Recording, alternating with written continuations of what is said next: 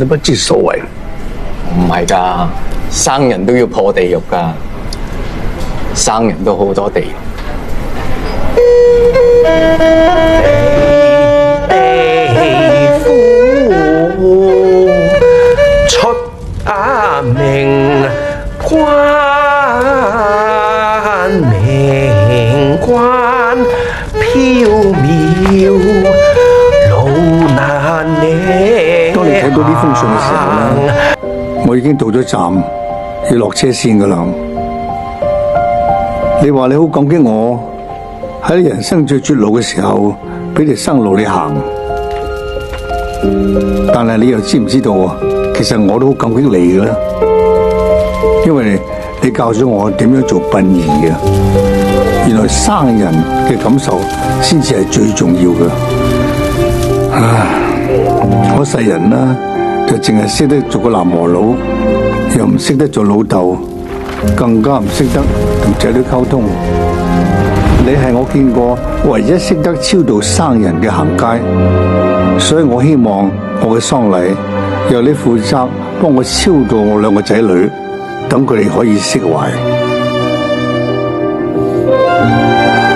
嗱，記得化妝嘅時候要化靚仔啲啊，大佬，我及住你㗎，你唔好執流攤啊，阿娜。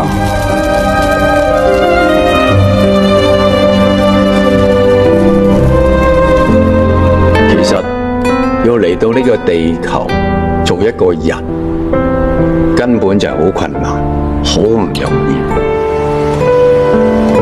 所以咧，而家我哋就算喺度倒數緊，就算遲早都係要道別噶啦。但係其實係唔應該驚，我哋已經賺咗。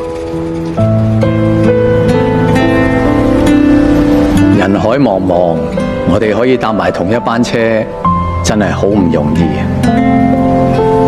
與其成日要迎住自己幾時落車，不如好好享受下呢程車，望下啲風景，同身邊嗰個傾下偈，咁呢程車先至坐得抵啊嘛！